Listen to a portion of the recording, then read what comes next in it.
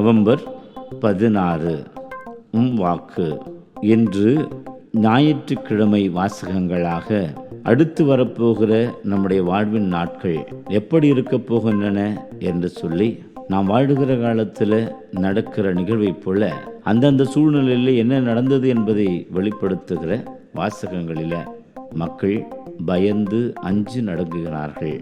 ஆகவே முதல் வாசகத்தில் செய்தியாக, என் பெயருக்கு அஞ்சு நடக்கிற உங்கள் மேல் நீதியின் கதிரவன் எழுவான், அவனுடைய இறக்கைகளில் நலம் தரும் மருந்து இருக்கும் என்று சொல்லி அழிக்கிற கடவுள் அல்ல நம்முடைய கடவுள், வாழ வைக்கிற கடவுள் என்ற செய்தியை சொல்லுகிறார். அதே போல 2ஆம் வாசகத்தில் தெசலோனிக்கேயருக்கு எழுதின பவுலுடையார் 2வது கடிதத்தில் மக்கள் 2ஆம் வருகை சமீபத்தில் இருக்கிறது, ஆக உழைக்க வேண்டாம் என்று சொல்ல ஒரு நிலையில சோம்பல் கடவுளுக்கு அருவருப்பானது, ஆகவே உழையுங்கள் என்று சொல்லி பவுலடியார் உழைப்பின் மாண்பினை வெளிப்படுத்துகிறார்.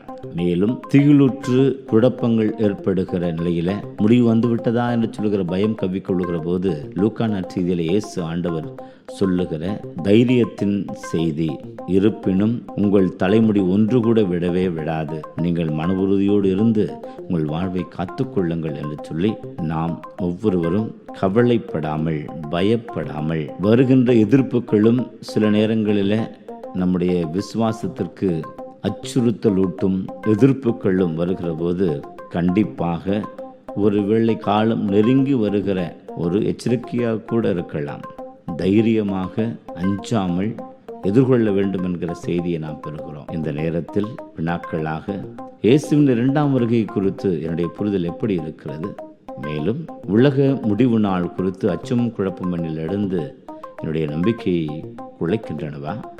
சிந்திப்போம். ஆமென்.